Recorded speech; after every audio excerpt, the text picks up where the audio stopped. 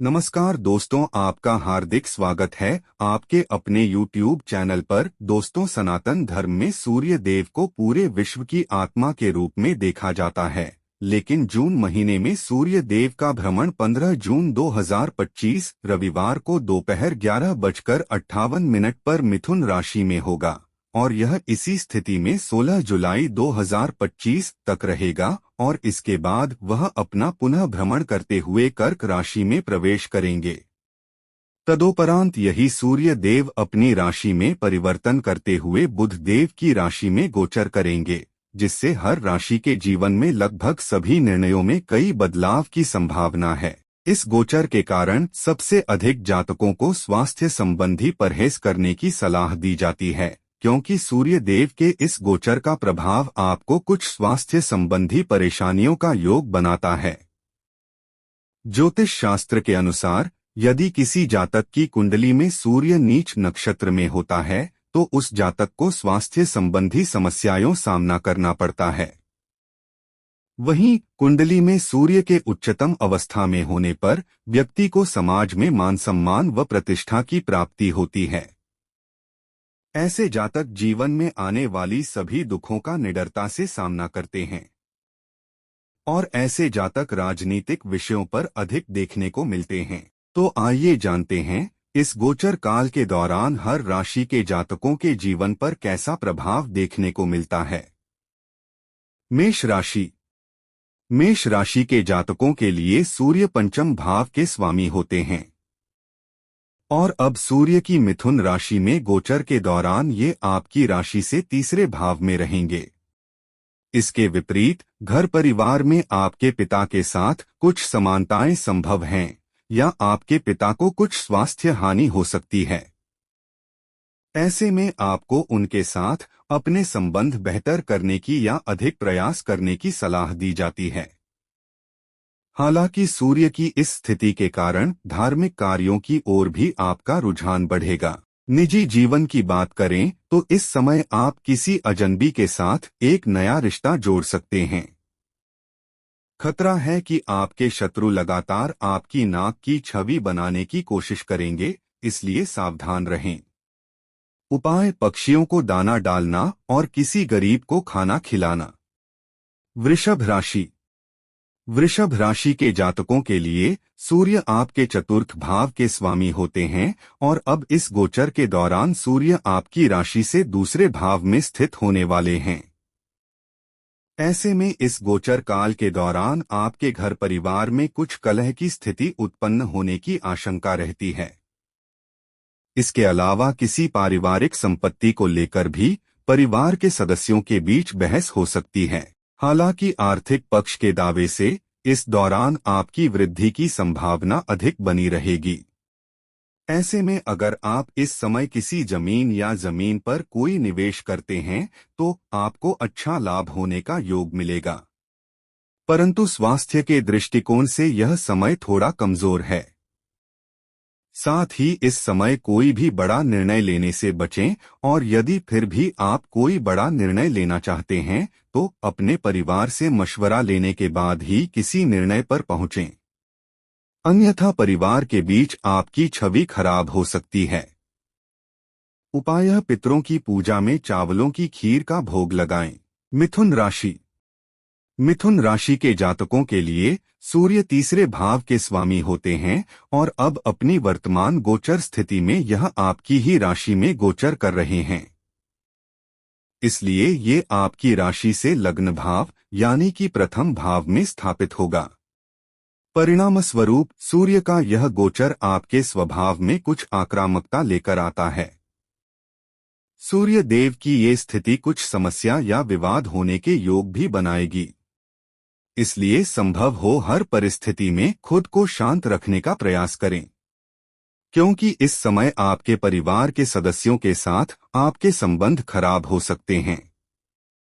वहीं स्वास्थ्य के नजरिए से देखें तो ये समय आपको छोटी मोटी कई परेशानी देने वाला है, जिसके कारण आपको बुखार, सिरदर्द, सर्दी जैसी परेशानियां हो सकती हैं। इसलिए अपनी सेहत का खास ध्यान रखें। उपाय: प्रतिदिन सुबह सूर्य को तांबे के लोटे से जल चढ़ाएं। कर्क राशि। कर्क राशि के जातकों के लिए सूर्य द्वितीय भाव के स्वामी होते हैं और अब यह ग्रह कर्क राशि के जातकों के द्वादश भाव में स्थित हो रहा है। सूर्य की ये गोचरीय स्थिति आपको विदेश यात्रा पर जाने के उत्तम योग बना रहे हैं। इसके अलावा आपका शत्रु इस समय सक्रिय होगा, लेकिन आप उस पर विजय प्राप्त करने में पूरी तरह से सफल रहने वाले हैं। सूर्य का मिथुन राशि में गोचर होने से यदि आपका कोई मामला कोर्ट कचहरी में चल रहा है तो उसका निर्णय इस अवधि में आपके पक्ष में आने की संभावना अधिक रहेगी।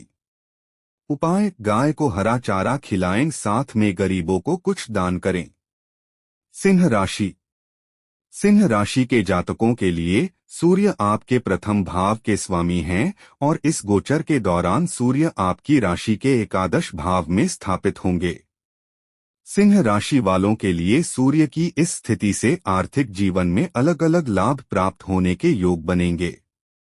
इसके अलावा इस समय आपके खातों में भी वृद्धि संभव है, जिससे आपकी आर्थिक स्थिति तो बेहतर होगी ही, साथ ही समाज में भी आपका मान सम्मान बढ़ेगा। हालांकि सूर्य देव की इस स्थिति के कारण आपका स्वभाव कुछ जिद्दी हो सकता है। ऐसे में अपने स्वभाव में सही बदलाव लेकर आए। पारिवारिक जीवन में भी इस समय दोस्तों और प्रियजनों से आपको पूरा सहयोग मिलेगा। उपाय: नियमित रूप से मां कात्यायनी की आराधना करें और उनके मंत्रों का जाप करें। कन्या राशि। जिन लोगों की चंद्र राशि कन्या है उनके लिए सूर्य द्वादश भाव के स्वामी होते हैं और अब मिथुन राशि में अपने गोचर के दौरान ये आपकी राशि से दशम भाव में स्थापित होंगे। सूर्य के इस गोचर में सबसे अधिक आपको अपने धन के मामले में आपको अपने भाग्य का साथ मिलेगा, क्योंकि इस समय धन भाव में आपके प्रगतिशील होने के प्रबल योग दिखाई दे रहे हैं। हालांकि पारिवारिक जीवन में इस समय आपके माता पिता की सेहत में कुछ गिरावट आ सकती है, इसलिए इस दौरान आपको उनका खास ध्यान रखना होगा। और इस बार आप किसी भी काम को पूरा करने के लिए ज्यादा प्रयास करने की कोशिश करेंगे, लेकिन आप उन सभी कामों को पूरा करने में पूरी तरह से सफल हो जाएंगे। उपाय: रोज प्रातः सूर्य देव के मंत्र का जाप करें।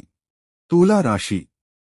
तुला राशि के जातकों के लिए सूर्य आपके एकादश भाव के स्वामी हैं और अब सूर्य आपकी राशि से नवम भाव में हो रहे हैं। ऐसे में इस अवधि में आपकी आयु में वृद्धि होगी और इस दौरान आपको सूर्य देव की कृपा से भाग्य का पूरा साथ प्राप्त होगा। पारिवारिक जीवन की बात करें तो इस समय आपको अपने पिता का पूरा सहयोग मिलेगा। वहीं आप किसी लंबी यात्रा से जुड़े किसी भी कार्य से जुड़ सकते हैं। हालांकि इस यात्रा से आपको अच्छा मुनाफा और लाभ होने की संभावना अधिक रहेगी। इसके बावजूद यदि आप सरकारी क्षेत्र में कर्मचारी हैं तो आपको सरकार और अपने उच्च अधिकारी से किसी प्रकार का सहयोग और अच्छा लाभ भी प्राप्त होने के योग बन रहे हैं। उपाय: शिवलिंग का जलाभिषेक करें और शिवलिंग पर जल और दूध चढ़ाएं। वृश्चिक राशि। वृश्चिक राशि के जातकों के लिए सूर्य दशम भाव के स्वामी होते हैं और अब सूर्य ग्रह की मिथुन राशि में गोचर के दौरान ये आपकी राशि से अष्टम भाव में स्थापित होंगे।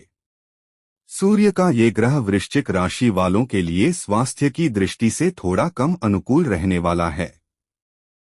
ऐसी स्थिति में आपको सेहत का अधिक ध्यान रखने की जरूरत होगी। अगर आपके धन पक्ष की बात करें तो आपको इस बार कुछ आर्थिक नुकसान होने के संकेत भी दिख रहे हैं। वहीं सूर्य देव आपसे अतिरिक्त मेहनत कराएंगे, क्योंकि इस समय आपको हर काम में कठिन परिश्रम के बाद ही सफलता मिलेगी। इसलिए शुरुआत से ही अपनी मेहनत और प्रयास जारी रखें। उपाय: भगवान शिव की आराधना करें और उन्हें गुड़ का भोग लगाएं। धनु राशि।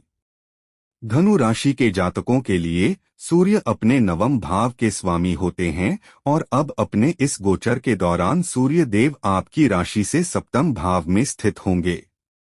ऐसे में इस गोचर काल में सूर्य का प्रभाव सबसे ज्यादा इस राशि के जातकों के दाम्पत्य जीवन पड़ेगा। यदि आप अविवाहित हैं तो यह समय आपके लिए विशेष अनुकूल होने वाला है। इस दौरान आपके रिश्तों के द्वारा आपको सुख की अनुभूति होगी। हालांकि बाद में आपके जीवन में कुछ परेशानियां संभव हैं। इसके अलावा वो जातक जो व्यापार करते हैं उन्हें इस गोचर से उत्तम फल मिलन के योग बनते हैं और इस समय आपके व्यापार में भी अच्छा विकास होगा, जिससे आप अपने करियर में रफ्तार के साथ आगे बढ़ सकेंगे। हालांकि जो जातक अपने प्रेमी के साथ प्रेम विवाह में बंधना चाहते हैं उनके लिए भी ये गोचर अत्यंत शुभ रहता है। उपाय: नियमित रूप से भगवान विष्णु जी के दर्शन करें। साथ ही आपके लिए उनके मंत्रों का जाप करना भी शुभ रहने वाला है। मकर राशि के जातकों के लिए सूर्य अष्टम भाव के स्वामी होते हैं और अब यह आपकी राशि से छठे भाव में स्थित होंगे। ऐसे में इस गोचर काल के दौरान आपको हर काम को पूरा करने में अधिक मेहनत करनी पड़ेगी।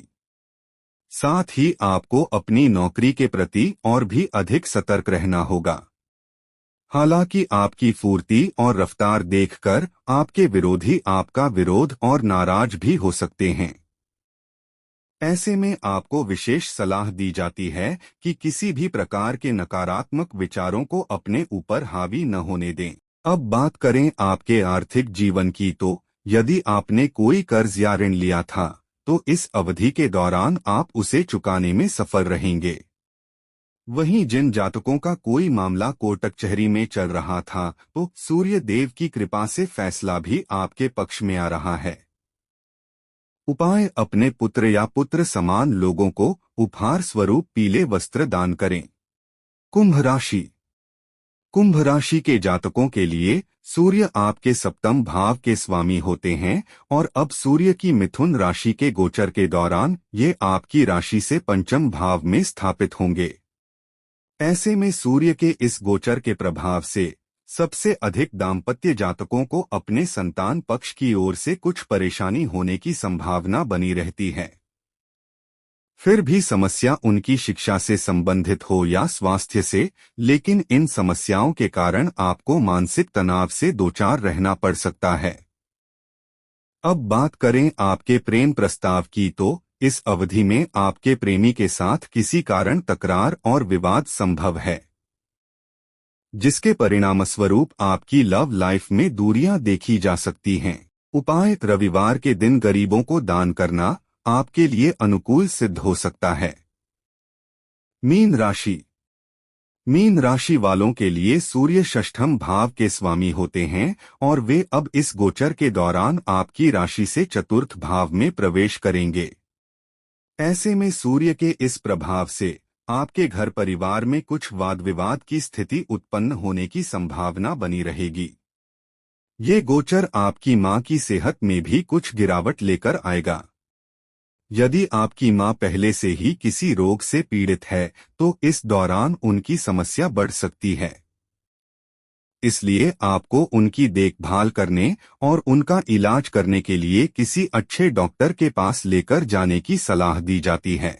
सूर्य देव के इस गोचर से मीन राशि के जातकों को भूमि, भवन आदि से भी अच्छा लाभ होने का योग बनता है।